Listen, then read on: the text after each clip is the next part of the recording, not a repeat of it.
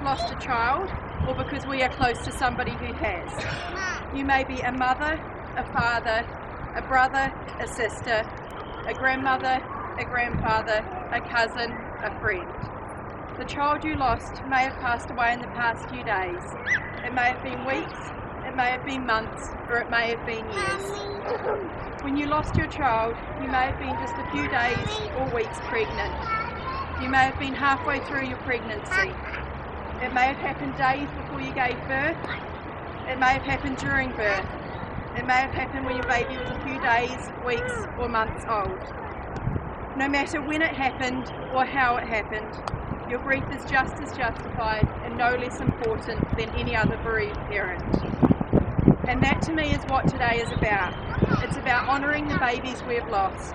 It's about celebrating their short lives. It's about saying their names out loud.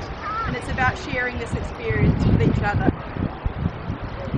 After suffering 3 early miscarriages in 2013, we were lucky to fall pregnant again, and in 2014 our son was born. However, the 15th of October has always been a very poignant day for me. A day to honour and cherish what could have been. This year, however, should have been very different for me. I shouldn't have been standing here in front of you today. I should have been in hospital with a 2-day-old baby.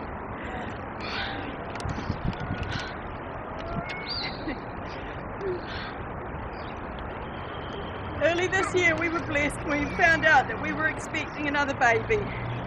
And with early testing we were able to find out that we were having a little girl. I was over the moon, our family was going to be complete. We only wanted 2 children. At the end of May we went for our 19-week scan. We walked in excited about seeing our daughter and walked out with our hearts breaking. I didn't think I was going to cry.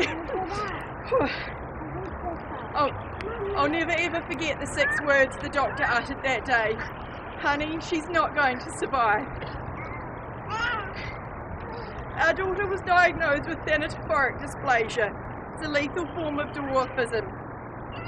We knew that it was unlikely our daughter would even survive until the end of pregnancy, and even if she did, only palliative care would be offered. In the days that followed, we had to make a decision no parent should ever have to make. It wasn't a matter of if our daughter was going to die, it was a matter of when she was going to die.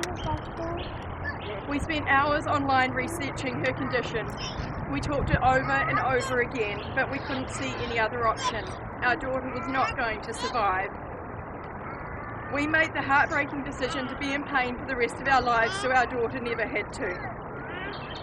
Just after a week after receiving the diagnosis, I went into hospital to be induced. All I wanted was for her to be born alive, so she could hear us tell her how much we loved her, feel her daddy kiss her, feel her grandparents touch. Isabel Anahita Irvine was born at 6:29 a.m. on Thursday the 9th of June.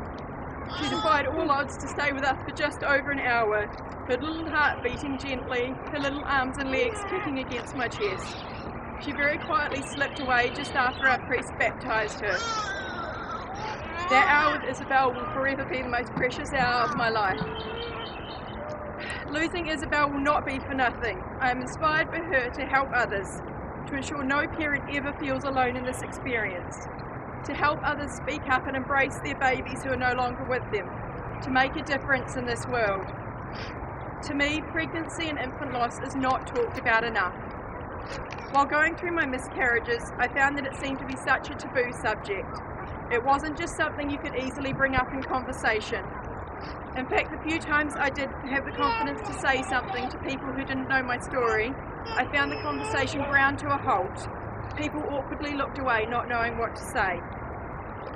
Since having Isabel, I've found that medically advised terminations are even less talked about.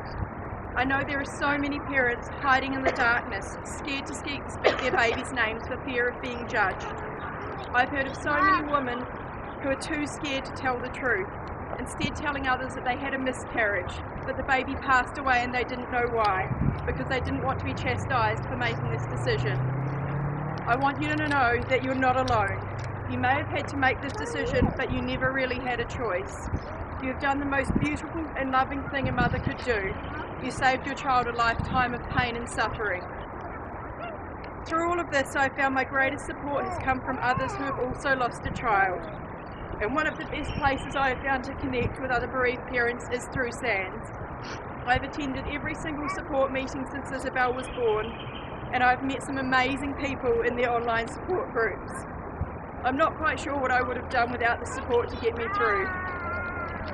The only way we can shatter the stigma around pregnancy and infant loss, the only way we can raise awareness, the only way we can stop the awkward locks in conversations is if we all speak up. We all say our baby's names. We all say, I have lost a child. I'd just like to finish up with a quote from Elizabeth Kubler-Ross and John Kessler. The reality is that you will grieve forever. You will not get over the loss of a loved one. You will learn to live with it.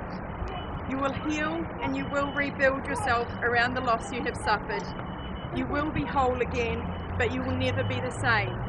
Nor should you be the same, nor would you want to. Thank you.